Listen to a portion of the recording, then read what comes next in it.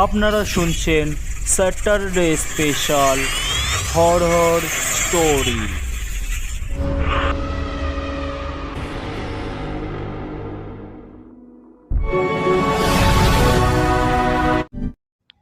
Hello শ্রোতাগণ, welcome back to my YouTube channel. আপনারা শুনছেন ইউটিউব চ্যানেল আর্য এবং আমি গোপীনাথ। আপনাদের সামনে আবারও নিয়ে চলে এসেছি একটি নতুন ভিন্ন মাপের ভৌতিক গল্প নিয়ে। গল্পটি যদি ভালো লেগে থাকে অবশ্যই চ্যানেলটিকে সাবস্ক্রাইব করে নেবেন। আর যারা আমার চ্যানেলটিতে নতুন এসছেন তারা অবশ্যই চ্যানেলটিতে সাবস্ক্রাইব করে নেবেন এবং পাশে থাকা বেল আইকনটি অবশ্যই বাজিয়ে দেবেন, যাতে আমার গল্পের নোটিফিকেশনগুলো অতি সহজে আপনাদের কাছে পৌঁছে যায়। এবং যারা আমার চ্যানেলটিকে সাবস্ক্রাইব করেছেন তাদেরকে অসংখ্য ধন্যবাদ। তো আজকে শুরু করছি হেমন্ত কুমার রায়ের মিসেস কুমুদিনী চৌধুরী, কণ্ঠস্বরে আমি গোপীনাথ। আমি উপন্যাস বলি এইটুকুই না, আমি উপন্যাস লিখি এবং লিখে যেইটুকু টাকা রোজগার করি, এবং উপন্যাস যদি আমি না লিখি তাহলে আমার পেটও চলবে না। অর্থাৎ উপন্যাস লেখা আমার একটা পেশা। কিন্তু এ পেশা বুঝি আর চলে না। বাড়িতে এত লোকের ভিড়, মাসিক পত্রের সম্পাদকের আনাগোনা, বন্ধুবান্ধবদের তাস দাবার আড্ডায় এইসব সামলাতেই প্রতিদিন কেটে যায়। আর যখন একলা হবার সময় পাই তখন আসে ঘুমের সময়। কাজেই কলকাতা কিছুদিনের জন্য ছাড়তে হলো। ইচ্ছে করলাম যে একটা উপন্যাস না লিখে আর কলকাতায় ফিরব না। বিদেশে নিশ্চয়ই এত চেনা অচেনা লোকের ভিড় হবে না, তাই সোজা চলে গেলাম ঝাঝা জংশনে। একখানা ছোটোখাটো বাংলো ভাড়া নিলাম। সকালে বিকেলে অবশ্য ঘুরে বেড়াই, আর দুপুরটা অবশ্য কেটে যায় উপন্যাস লেখায়। ভিড়ের ভয়েও বিদেশে পালিয়ে এলেও অবশ্য মানুষের সঙ্গ বিনা মানুষের প্রাণ বাঁচে না। ঝাঝা এসেও 3-4 লোকের সঙ্গেও আমার বেশ ভালোই ঘনিষ্ঠ বন্ধুত্ব হলো। একজন হচ্ছেন মিসেস কুমুদিনী চৌধুরী। তিনি অবশ্য বিধবা, তার স্বামী পেশাওয়ারের কাজ করতেন, তাই স্বামীর মৃত্যুর পর তিনি ঝাঝা এসে বাস করছেন। তার অবশ্য সন্তানাদি কেউ নেই। ধর্মে তিনি একজন খ্রিস্টান।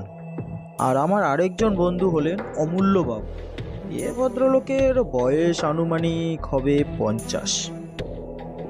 কলকাতায় একসময় প্রফেসরের কাজ করতেন, এখন অবসরের সময় এখানে বসেই লেখালেখিতে এইভাবেই দিন কাটিয়ে দিচ্ছেন। অমূল্যবাবু অবশ্য পরলোক তথ্য নিয়ে সারা জীবন যথেষ্টই আলোচনা করেছেন। মৃত্যুর পরে জীবে তার কি অবস্থা হয় সর্বদাই তার মুখে সে কথা শুনতে পাওয়া যায়। এখানকার রেলের ডাক্তার গোবিন্দবাবুর সঙ্গেও আমার আলাপ হলো। তিনি সাধারণ সাদাসিধে লোক, তবে সন্ধে হলেই ভূতের ভয়ে তিনি কাতর হয়ে পড়েন। সূর্যাস্তের পর অমূল্যবাবুর বাড়িতে তিনি প্রাণান্তেও পা রাখতে রাজি হন। তার কারণ অমূল্যবাবু কাছে তাকে পেয়ে 2-4টে পাত্তার কাহিনী শুনিয়ে দেন। তার জন্য সে আর এই বাড়িতে বিকেলবেলায় আর আসেন না। সেদিন সন্ধ্যের কিছু আগে আমি অমূল্যবাবুর সাথে বসে বসে কিছু গল্প করছিলাম। তার সাথে কথা হচ্ছিল পৃথিবীতে পিশাচের নামে সত্যিই কিছু আছে কিনা।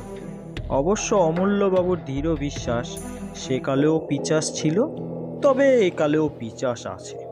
তাই আমি তাকে জিজ্ঞেস করলাম, পিশাচ কাকে বলে? তখন অমূল্যবাবু বললেন, প্রেতাত্মাদের আমাদের মতন দেহ নেই, সে কথা তো তুমি জানোই।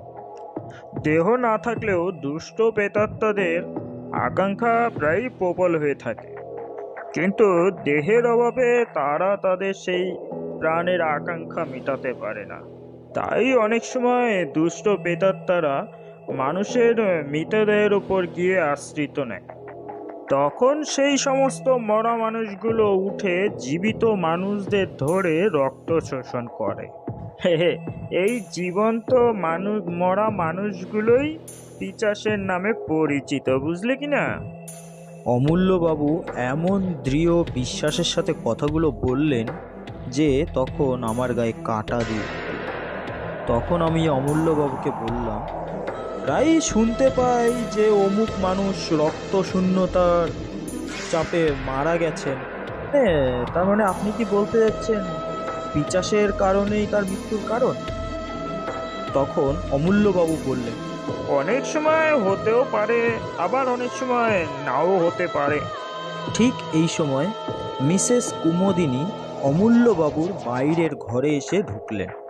ঢুকেই তিনি হাসতে হাসতে বললেন, কিসের গল্প হচ্ছে শুনি? তখন আমি বললুম, এই অমূল্যবাবু আমাকে কিছু ভয় দেখানোর চেষ্টা করছেন আর কি। তখন কুমোদিনী একখানা চেয়ার টেনে তার উপর বসে বললেন, ও, ভূতের গল্প বুঝি? তবে ভূতের গল্প শুনে ভয় পেতে আমি খুব ভালোবাসি। তখন অমূল্যবাবু বললেন, বেশ ভয়ানক ভূত কাকে বলে তবে আমি জানি না, তবে আজ আমি পিচাসের গল্প করছিলাম বটে। কুমোদিনী তখন অমূল্যবাবুর মুখের দিকে খানিকক্ষণ তাকিয়ে রইলেন। তখন কুমোদিনী বললেন, আচ্ছা অমূল্যবাবু, পিচাসের কথা আপনি সত্যি বিশ্বাস করেন? তখন অমূল্যবাবু গম্ভীর স্বরে বললেন, হ্যাঁ, সত্যি বিশ্বাস করি। তবে তাই নয়, এই ঝাঁঝাতেও পিচাসের, আমার ধারণা যেটা, যে পিচাসের উপদ্রব এই ঝাঁঝাতেও খুব বেড়েছে। এই কথা শোনার পরে আমি চমকে অমূল্যবাবুর মুখের দিকে তাকালাম। তখন কুমোদিনীরও মুখ ভয়ে লাল হয়ে গেল, কিন্তু সে ভাবটা সামনে নিয়ে তখন অমূল্যবাবুকে বললেন, আপনার এরকম গাঁজাখুরের ধারণা কি শুনি? তখন অমূল্যবাবু স্থিরভাবেই বললেন, সম্প্রতি এখানে রক্ত শূন্যতার মৃত্যুর হার বড়ই বেড়ে উঠেছে, তাই এর কোনো যুক্তিসঙ্গত কারণ খুঁজে পাওয়া যায় না। তখন কুমোদিনী উচ্চস্বরে হাসতে হাসতে উঠে দাঁড়িয়ে বললেন, বেশ তো অমূল্যবাবু, আপনি একটা পিচাসকে বন্দি করার চেষ্টা করুন না। তখন অমূল্যবাবু স্বল্প স্বরে বললেন, সেই চেষ্টাই করব। ভূত না মানলেও ভূতের ভয় যে সারে না, অমূল্যবাবুর বাড়ি থেকে আসতে আসতেই তখন সেই প্রমাণ পেলাম। সন্ধ্যের অন্ধকার দিয়ে ফিরতে ফিরতে তখন আমার প্রত্যেক আনাচে কানাচে মনে হতে লাগলো যেন সত্যি সত্যি কোনো মৃতদেহ আমার দিকে লক্ষ্য স্থির করে তাকিয়ে আছে।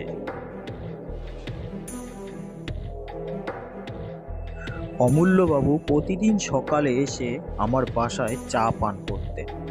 সেদিন সকালেও বাংলোর বারান্দায় বসে দুজনেই চা পান করছি, এমন সময় দেখলুম সামনের পথ দিয়ে ডাক্তারবাবু গোবিন্দবাবু কোথাও যাচ্ছেন। তখন আমি চেঁচিয়ে গোবিন্দবাবুকে এক পালা চা খাওয়ানোর কথা বললাম। ও গোবিন্দবাবু, আরে এক কাপ চা খেয়ে যান।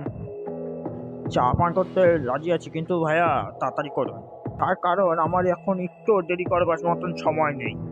তখন আমি গোবিন্দবাবুকে বললুম, কেন মশাই, এত তাড়া কিসের? তখন গোবিন্দবাবু বললেন, মিসেস কুমোদিনীর বাড়ির মালিক ছেলের বড় অসুখ, বোধহয় সে আর বাঁচবে না। তখন আমি গোবিন্দবাবুকে জিজ্ঞাসা করলুম, কী অসুখ? তখন গোবিন্দবাবু বললেন, রক্ত স্বল্পতা, অর্থাৎ অ্যামেনিয়া।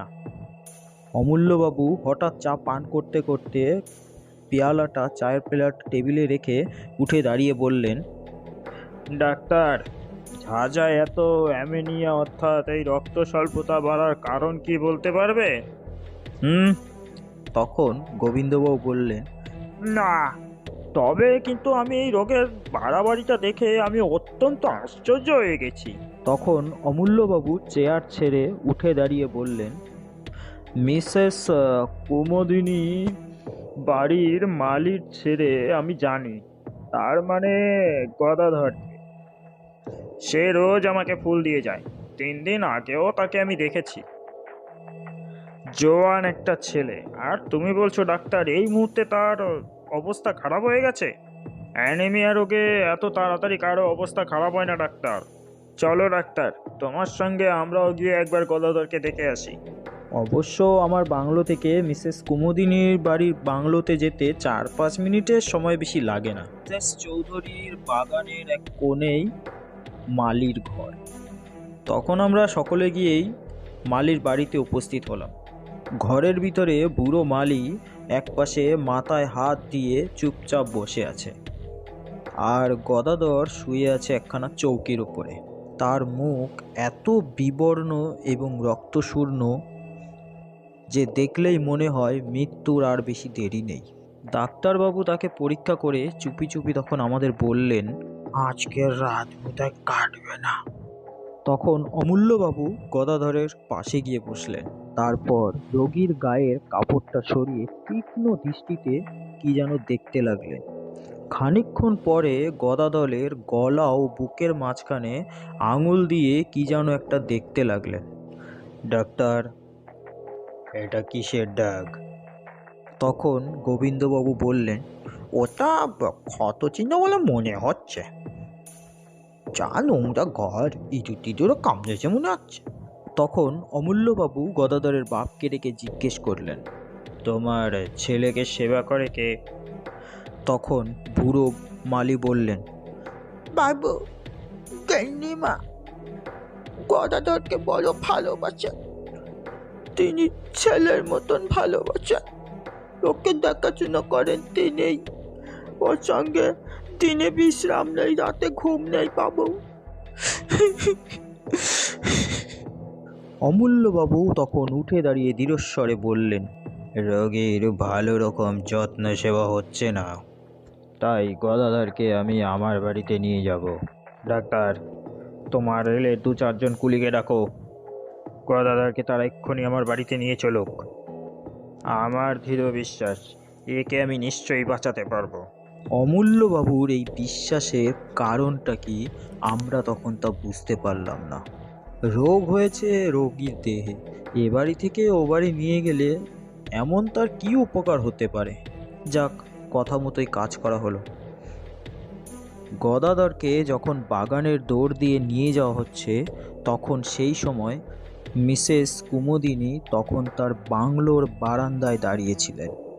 আমাদের দেখে তখন তিনি নেমে এসে বিস্মৃত স্বরে বললেন, এ কি ব্যাপার, গদাধরকে কোথায় নিয়ে যাওয়া হচ্ছে? তখন অমূল্যবাবু বললেন, আমার বাড়িতে, এখানেও ঠিকমতো সেবা টেবা হচ্ছে না। তখন কুমুদিনীর 2 চোখেই একটা কোদের ভাব ফুটে উঠে তখন আবার মিলিয়ে গেল। তখন তিনি ধীরে ধীরে বললেন, বেশ, আপনারা যেটা ভালো বোঝেন সেটাই করুন। গদাধরের ভালো হলে আপনাদের চাইতে আমিই বেশি খুশি হব। সেদিন সন্ধ্যের পর থেকে মুষলধারে বৃষ্টি নামল। গাছপালার আর্তনাদ ও মেঘের গর্জনের সঙ্গে সঙ্গে পাহাড়ের উপর থেকে হু হু করে বৃষ্টিধারা নেমে আসার শব্দ শুনতে শুনতে তখন আমি ঘুমিয়ে পড়লাম। অনেক রাতে হঠাৎ করে আমার ঘুম ভেঙে গেল। অন্ধকারে ধর্মরিয়ে বিছানার ওপর উঠে বসে মনে হলো জানলার সারসির ওপর বাইরে থেকে কে যেন ঠক ঠক করে আওয়াজ করছে।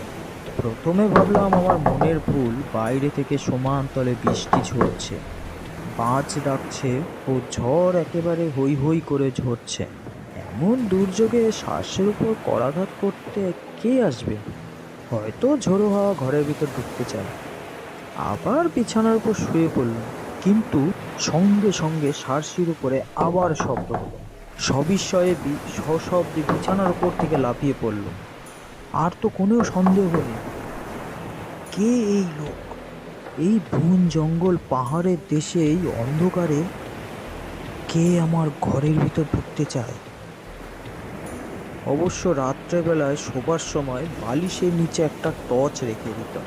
টপ করে তুলে নিয়ে জেলে জানলার ওপর আলোটা ফেললাম, আর সেই তীব্র আলোতে দেখলাম বন্ধ শ্বাসের উপরে 2 হাত ও মুখ রেখে দাঁড়িয়ে আছে এক অদ্ভুত মূর্তি। ঝোড়ো হাওয়ায় রাশি রাশি লম্বা কালো চুল এসে তার সারা মুখখানাকে আচ্ছন্ন করে রেখেছে এবং সেই চুলের ফাঁকে আগুনের মতন দপ দপ করে জ্বলছে তার দুটো বিস্ফারিত চক্ষু। মুহূর্তে মুখখানা আলোর ভেদ করে সেট করে চলে। এ কি দেখলাম? এ কি দুঃস্বপ্ন? ভয়ে তখন আমি দুমড়ে কাঁপতে কাঁপতে বিছানার ওপর বসে পড়লাম। তখন আতঙ্কে আর সারা রাত আমার ঘুম হলো না। আজই মনে হতে লাগলো সার্সির কাজ ভেঙে এই বুঝি মূর্তি ঘরের ভেতর হুড়মুড় করে ঢুকছে। জানলা দিয়ে সকালবেলায় সূর্যের আলো ঘরের ভেতরে এসে প্রবেশ করেছে। কিন্তু তখন আমি জনভরতের মতন বিছানার ওপর আড়ষ্ট হয়ে বসে আছি। এমন সময় বাইরের থেকে শুনলাম অমূল্যবাবু আমার নাম ধরে ডাকছেন। ভাই, আরে কি হলো? দরজা খোলো। আরে কি মুশকিল, দরজা খোলো ভাই। তখন আশ্বস্তির একটা নিঃশ্বাস ফেলে তাড়াতাড়ি করে উঠে দরজাটা খুলে দিল। তখন অমূল্যবাবু ঘরের ভিতরে আসলেন এবং তাকে আমি জিজ্ঞাসা করলাম, এত ভোরে আপনি? গদাধরের কি অসুখটা বেড়েছে নাকি? অমূল্যবাবু তখন বিছানার ওপর উঠে হাসি মুখে তখন বললেন, অসুখ বেড়েছে কি? আরে এই গল্প সময় তো গদাধর বেশ সেরে উঠেছে। তখন আমি সবিস্ময়ে বললুম, আরে বলেন কি? আরে কি করে সারলো? তখন অমূল্যবাবু বললেন, গদাধরের তো কোনো অসুখ হয়নি, সে পড়েছিল পিশাচের পাল্লায়। চেষ্টা করেও তখন আমি হাসি থামাতে পারলাম না। কৌতুক ভরে বললুম, আপনি কি চারিদিকে এখন পিশাচেরই স্বপ্ন দেখছেন নাকি? তখন অমূল্যবাবু অটল হয়ে বললেন, তোমার যা ইচ্ছা তাই বলো, তাতে আমি কোনো প্রতিবাদ করব না। গদাধর কেন বেঁচেছে জানো? তার দিন রাত শিহরে বসে আমি পাহারা দিয়েছি বলে কাউকে তার ত্রিসীমানায় আসতে দিইনি। কাল রাতে আবার যদি কেউ রক্ত শোষণ করত, তবে আর তাকে আর জীবিত দেখা যেত না। তখন আমি তাকে জিজ্ঞাসা করলুম, রক্ত শোষণ? অমূল্যবাবু, আপনি এসব কি বলছেন? কে বা তার রক্ত শোষণ করত? এই কথা শোনার পর অমূল্যবাবু কিছুক্ষণ স্থির হয়ে রইলেন। তখন অমূল্যবাবু বললেন, তোমারও কথার জবাব আমি দেব না। কাল রাতে স্বচক্ষে আমি কি দেখেছি সে কথাই তোমার কাছে বলতে চাই। তুমি জানো আমার বাড়ি দোতলা। গদাধরকে আমি দোতলায় শুয়ে রেখেছিলাম পাহারা দেওয়ার জন্যে। কালকে সারা রাত তার পাশে বসে আমি কাটিয়ে দিয়েছি। কাল রাতে ঝড় বৃষ্টির কথা অবশ্য টের পেয়েছ বুঝি মনে হয়। মাঝ রাতে হঠাৎ করে ঝড় বৃষ্টির তেজ খুব বেড়ে যায়। সেই সময় বই পড়তে পড়তে হঠাৎ আমি মুখ তুলে দেখি জানালার ঠিক বাইরেই একটি স্ত্রী মূর্তি দাঁড়িয়ে রয়েছে। দোতলা ঘর, মাটি থেকে অন্তত সেই জানালাটা 20 ফুট উঁচু। তবে সেখানে যে সাধারণ মানুষের মূর্তির কোনো আবির্ভাব সম্ভব নয়, এ কথা তুমি নিশ্চয়ই বুঝতেই পারছো। আমি অবাক হয়ে তখন খানিকক্ষণ তার দিকে তাকিয়ে রইলাম। ঘরের আলো তখন তার মুখের ওপর পড়েছিল। মুখের ওপর পড়তেই তখন আমি দেখেই তাকে চিনতে পারলাম। কে সে কিছু আন্দাজ করতে পারো? তখন আমি হতভম্বের মতন ঘাড় নেড়ে জানালাম, না। অমূল্যবাবু তখন বললেন, সেই মূর্তি হচ্ছে মিসেস কুমুদিনী চৌধুরী। কুমুদিনী খুব বেশ হাসি মুখেই তখন আমার দিকে তাকিয়েছিলেন। আমি তাকে তখন দেখেই উঠে দাঁড়ালো। তারপর সার্সি খুলে সজোরে পাল্লা দুটো বন্ধ করে দিল। আমাকে বাধা দেওয়ার জন্য মূর্তিটা তখন তাড়াতাড়ি হাত বাড়িয়ে আমার দিকে এগিয়ে এলো। কিন্তু বাধা দিতে পারলো না। তার মনে হলো জানলার পাল্লা দুটোর হাত চাপা পড়ে তার এক হাতটা চেপটে গেল। তারপরেও জানলার উপর করাঘাতের কয়েকবার আমি শব্দ পেয়েছি, কিন্তু সেদিকে তখন আমি আর নিক্ষেপও করলাম না। এখন বলো, আমার কথা কি পাগলের গল্পের মতন মনে হচ্ছে? হ্যাঁ, বলো। তখন আমি রুদ্ধশ্বাসে অমূল্যবাবুকে বললুম, অমূল্যবাবু আপনি অমূল্যবাবু আপনি কি বলছেন? আপনি জানেন মিসেস কুমুদিনী চৌধুরী? তখন অমূল্যবাবু বাধা দিয়ে বললেন, তবে শোনো, টেলিগ্রামে আমি আরেক খবর আনিয়েছি। পেশাওয়ারে কুমুদিনীর স্বামী মারা যান অ্যামিনিয়া রোগে, কিন্তু তার স্ত্রীও তার মৃত্যুর ঠিক 15 দিন আগেও দেহ ত্যাগ করেছে। তখন আমার সারা শরীর কেমন যেন একটা করতে লাগলো। টেবিলের একটা কোণ ধরে তখন আমি তাড়াতাড়ি চেয়ার ওপর বসে পড়লাম। অনেকক্ষণ পরে নিজেকে সামলে নিয়ে অমূল্যবাবুকে কাল রাতে আমিও যে ঘটনাগুলো দেখেছি সেগুলো বললুম। অমূল্যবাবু কি একটা বলতে যাচ্ছিলেন, হঠাৎ দরজার দিকে তাকিয়ে থেমে গেলেন। ফিরে চেয়ে দেখলুম বাংলোর সিঁড়ি বেয়ে উপরের দিকে উঠে আসছেন মিসেস কুমুদিনী চৌধুরী। তাকে দেখেই সবার আগে চোখ পড়ল আমার তার ডান হাতের দিকে। তার বাঁ হাতে ব্যান্ডেজ বাঁধা। কুমুদিনীও আস্তে আস্তে অমূল্যবাবুকে দেখে কুমুদিনীও তখন থমকে পড়লেন।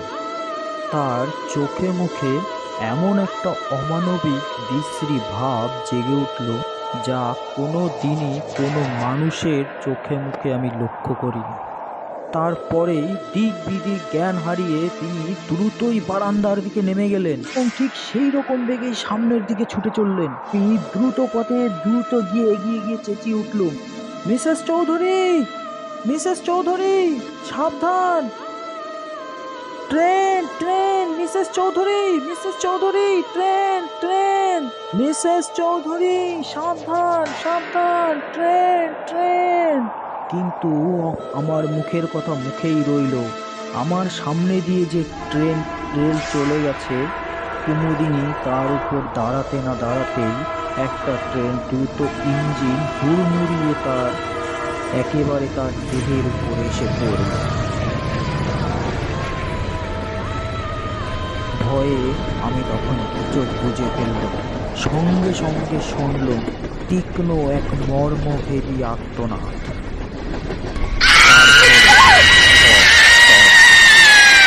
খানিকক্ষণ আচ্ছন্নের মতন দাঁড়িয়ে রইল। আমার চারিদিকে পৃথিবী তখন ঘুরতে লাগলো। ঠিক এমন অবস্থায় অমূল্যবাবু বললেন, স্থির হও ভাই, স্থির হও। ট্রেনে চাপা পড়লো ও কোনো মানুষের আত্মা নয়, ও কোনো মানুষ নয়, ও হচ্ছে কোনো পিশাচ। ও কোনো পিশাচ আশ্রিত দেহ। সাবধান হও, তুমি সাবধান। ঝাঝার গ্রস্থরে মিসেস কুমুদিনী চৌধুরীর দেহ কবর দেওয়া হলো। তারপর মাসখানেক কেটে গেল। এই ভীষণ ঘটনার ছাপ আমাদেরও মন থেকে আস্তে আস্তে বিলুপ্ত হতে লাগলো। কিন্তু এই ঘটনার সঙ্গে জড়িত একটা বিষয়ের সম্বন্ধে এখনও আমাদের মনের ধাঁধা বুঝল না। ঝাঝার রক্তশূন্যতার রোগের এখনও কমল না কেন? তাই নিয়ে প্রায়ই আমাদের মধ্যে আলোচনা হয়। অমূল্যবাবুও ধাঁধায় পড়ে গেছেন। তিনিও আশ্চর্য হয়ে মাঝে মাঝে বলেন, তাই তো হে, রক্ত স্বল্পতার রোগটা এখানে সংক্রমণ হয়ে দাঁড়ালো নাকি? এর কারণ তো কিছুই বোঝা যাচ্ছে না। কিছুদিন পরে একদিন নদীর ধার থেকে ফিরতে আমার রাত হয়ে গেল। সে রাতটা ছিল বেশ চমৎকার। পরিপূর্ণ পূর্ণিমা নদীর জলকে যেন ঘষে মেজে রূপোর মতন চকচকে করে তুলেছে এবং চারিদিক ধপধপ করছে প্রায় দিনের বেলার মতন। এই পূর্ণিমা শোভা দেখার জন্যই এতক্ষণ আমি নদীর ধারে অপেক্ষা করছিলাম। বিভোর হয়ে চারিদিকে তাকাতে তাকাতে তখন বাড়ির পথে ফিরে আসছি। গভীর স্তব্ধতার ভিতরে ঝিঝি পোকার ডাক ছাড়া আর কোনো কিছুরই সাড়া পাওয়া যাচ্ছে না। পথ একান্ত নির্জন। প্রাণে হঠাৎ গান গাইবার স্বাদ জাগলো। এমন রাতের সৃষ্টি তো গান গাইবার জন্য, কিন্তু গানের উপক্রম করতেই সামনের দিকে তাকিয়ে যা দেখলাম, তখন আমার বুকের রক্ত হিম হয়ে গেল। পথের একটা মোড় ঘিরে প্রায়ই আমার সামনে এসে দাঁড়ালেন মিসেস কুমুদিনী চৌধুরী। আমার তখন দেখবার কোনো ভুল হয়নি। এমন উজ্জ্বল পূর্ণিমায় ভুল হবার কোনো সম্ভাবনাই ছিল না। ভাগ্যিস কুমুদিনী অন্যদিকে তাকিয়েছিলেন, তাই আমাকে তিনি দেখতে পেলেন না। তাই আমি তাড়াতাড়ি একটা গাছের আড়ালে গিয়ে সরে পড়লাম। কুমুদিনী তখন সেই পথ ধরে একদিকে অগ্রসর হলেন। আমি স্তম্ভিত চক্ষে লক্ষ্য করলাম তার দেহ যেন মাটির ওপর পা ফেলে হেঁটে যাচ্ছে না, শূন্য দিয়ে ভেসে যাচ্ছে একখানা মেঘের মতো। পথের বাঁকে সেই অদ্ভুত এক ভীষণ মূর্তি অদৃশ্য হয়ে গেল এবং আমিও ছুটতে লাগলাম রুদ্ধশ্বাসে, আতঙ্কে বিশ্বস্ত বিরহল হয়ে। ছুটতে ছুটতে তখন একেবারে অমূল্যবাবুর বাড়িতে। অমূল্যবাবু বাড়িতে বৈঠকখানায় একা বসে বই পড়ছিলেন। হঠাৎ আমাকে পড়তে দেখে নির্বায় বিস্মিত হয়ে আমার দিকে তাকিয়ে রইলেন। আমি তখন প্রায় রুদ্ধস্বরে বললুম, Mrs Mrs Kumudini Chowdhury, Mrs Chowdhury, অমূল্যবাবু, এইমাত্র আমার মিসেস চৌধুরীর সঙ্গে দেখা হলো। অমূল্যবাবু সোজা হয়ে উঠে দাঁড়িয়ে বললেন, তার মানে? তখন আমি হাঁপাতে হাঁপাতে বললাম, নদীর পথ দিয়ে ফিরে আসছি। মিসেস কুমুদিনী আমার সামনে দিয়ে প্রায় এইমাত্র চলে গেলেন। অমূল্যবাবু, তুমি ঠিক দেখেছো? আপনাকে যেমন আমি ঠিক দেখছি, আমিও তাকেও ঠিক দেখেছি অমূল্যবাবু। ওঠো, এক্ষুনি আমার সাথে চলো। আর কোনো কথা আমাকে জিজ্ঞাসা করো না, সোজা এক্ষুনি আমার সাথে চলো। অমূল্যবাবু তখন আমার হাত ধরে দ্রুত ঘর থেকে টেনে নিয়ে বেরিয়ে এলেন। তারপর বাগান থেকে এক কোণের একটা শাবল, একটা কোদাল তুলে নিয়ে কোদালখানা আমার কাছে দিয়ে বললেন, এসো। আমি তখন যন্ত্রচালিত তার সামনের দিকে এগিয়ে চললুম। তার সাথে সাথে আবার সেই নদীর পথ, চারিদিকে নির্জন এবং নীরব। আকাশে তেমনি স্বপ্নময় চাঁদের হাসি। নিবিড় বন জঙ্গল, পাহাড়ের পর পাহাড় দাঁড়িয়ে আছে যেন ছবি আঁকা। কিন্তু তখন সেই সব দৃশ্য দেখার মতন আমার মনের অবস্থা ছিল না। তখন আমার মন থেকে কর্পূরের মতন সমস্ত দৃশ্য যেন উড়ে চলে গেল। ঘাসের ওপর তখন বড় বড় ছায়া নড়ছে, আর তখন আমি চমকে উঠছি। নিস্তব্ধতা বিদীর্ণ হয়ে তখন একটা প্যাঁচা চেঁচিয়ে উঠল। শিউরে উঠে তখন আমি বললুম, ঝোপের আড়ালে আবজালে ছায়ায় যেসব অশরীরী দুষ্ট আত্মা রক্ত তৃষ্ণায় উন্মুখ হয়ে আছে, ওই নিশাচর পাখিটা যেন তখন তাদেরই সাবধান করে জানিয়ে দিল, তোমরা প্রস্তুত হও, পৃথিবী শরীরী প্রাণী আসছে। ওই তো ঝাঁঝার গ্রহস্থান, কবরের পর কবর সারি সারি দেখা যাচ্ছে। তাদের ওপর ইটের বা পাথরের গাঁথুনি। পাশ থেকে নদীর জলের টান ভেসে আসছে অশ্রান্ত টানে।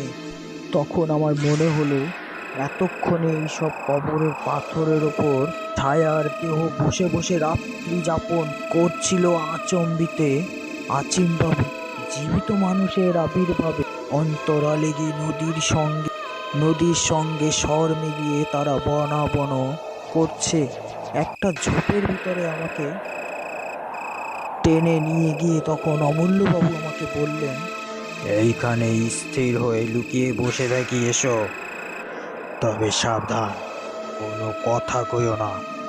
সারা রাত তখন আড়ষ্ট হয়ে সেইখানে দুজন বসে রইল। সেই দিনকার সেই রাতটাকে আর পৃথিবীর রাত বলে মনে হলো না। এই লোকে থেকেও আমরা যেন তখন পরলোকের বাসিন্দা হয়েছি। চাঁদ তখন পশ্চিম আকাশে শেষ প্রান্তে। পূর্ব দিকে যেন ধীরে ধীরে মৃত রাত্রির রক্ত ঝরে পড়তে লাগলো। ভোর হচ্ছে, হঠাৎ অমূল্যবাবু আমার ঘাড় টিপলেন। চমকে ফিরে দেখি নিবিড় বনের ভেতর মেঘের মতন গতিতে এক অপার্থিত নারী মূর্তি বাইরে বেরিয়ে এগিয়ে আসছে। মিসেস কুমুদিনী চৌধুরী। অমূল্যবাবু ধীরে ধীরে বললেন, আজকে রাতের জন্য পিচাসের রক্ত পিচাসের শান্ত হলো। মিসেস কুমুদিনী চৌধুরীর মৃতদেহ গোরস্থানে ধীরে ধীরে গিয়ে ঢুকলো। একটা কবরের মধ্যে স্থির হয়ে দাঁড়ালো। পর আচমকা শূন্যে দুই হাত তুলে মন প্রচণ্ড তীক্ষ্ণ স্বরে হাসতে লাগলো। হি হি হি করে অট্টহাস্য উঠল। তখন আমার সমস্ত বুকটা যেন বরফের মতন ঠান্ডা হয়ে গেল। সে কি পৈশাচিক শীতল হাসি! তারপর দেখলুম তার দেহটা ধীরে ধীরে মাটির ভিতর ঢুকে যেতে। তার খানিক পরে সে একেবারে অদৃশ্য হয়ে গেল। পূব আকাশে সূর্যের প্রথম ঝটা জেগে উঠল। অমূল্যবাবু এক লাফে উঠে দাঁড়িয়ে বললেন, আর অপেক্ষা নয়, শিগগির আমার সঙ্গে এসো। আমরা তখন মিসেস কুমুদিনী চৌধুরীর কবরের ওপরে গিয়ে দাঁড়ালাম। অমূল্যবাবু বললেন, আমি শাবল দিয়ে মাটি পুড়ি আর তুমি কোদাল দিয়ে মাটি তোলো, চলো। তার এই অদ্ভুত দৃশ্যের কারণের কোনো কিছুই আমি তাকে জিজ্ঞাসা করলাম না। তিনি আমাকে যা বলেন আমি তখন তাই করছি। অল্প কিছুক্ষণ পরে কফিনটা দেখা গেল। অমূল্যবাবু বললেন, দেখো, এইবারে আমি কফিনের ডালাটা খুলবো, তারপর আমি যা করব তুমি কিন্তু আমাকে তাতে বাধা দিও না। তবে তুমি শুধু এটুকুই মনে রেখো, কফিনের ভিতরে যে দেহটা আছে সেটা কোনো মানুষের দেহ নয়। মূল্যবাবু তখন দুই হাতে টেনে কফিনের তালাটা খুলে ফেললেন। আমি তখন স্তম্ভিত চোখে দেখলাম কফিনের ভিতর শুয়ে আছে মিসেস কুমুদিনী চৌধুরী। পরিপূর্ণ দেহ। সে দেহ দেখলে মনে হয় না যে ট্রেনে কাটা পড়েছিল। এটা 1 মাস আগে কবর দেওয়া কোনো গলিত মৃতদেহ নয়। তার তাজা মুখ অত্যন্ত প্রফুল্ল। ওটা ঠোঁটের চারপাশে তরল রক্তধারা লেগে রয়েছে এবং তার জীবন্ত চোখ দুটো সহস্যে আমার মুখের দিকে তাকিয়ে আছে। অমূল্যবাবু তখন শাবলটা হঠাৎ 2 হাতে মাথার উপর তুলে ধরলেন। পর সবেগে শাবলটা মৃতদেহের বুকের ওপর বসিয়ে দিলেন। তারপর সমস্ত কিছু স্তব্ধ হয়ে গেল। নমস্কার বন্ধুরা, এতক্ষণ আপনারা শুনছিলেন হেমন্ত কুমার রায়ের মিসেস কুমুদিনী চৌধুরী এবং কণ্ঠস্বরে আমি গোপীনাথ। তো আজকের মতো আমার গল্পটি এই পর্যন্তই, এবং আপনাদের যদি গল্পটি ভালো লেগে থাকে অবশ্যই চ্যানেলটিকে সাবস্ক্রাইব করে দেবেন, এবং যারা আমার চ্যানেলটিতে নতুন তারা অবশ্যই সাবস্ক্রাইব করে দেবেন এবং পাশে থাকা বেল আইকনটি অবশ্যই বাজিয়ে দেবেন, তাতে আমার নতুন নতুন গল্পের নোটিফিকেশনগুলো আপনাদের কাছে অতি সহজে পৌঁছে যায়। এবং গল্পে যদি কোনো ভুল ত্রুটি হয়ে থাকে অবশ্যই ক্ষমা করে দেবেন এবং কমেন্টে জানাবেন গল্পটি কীরকম লাগলো আপনাদের। আজকের জন্য এইটুকুই, ধন্যবাদ।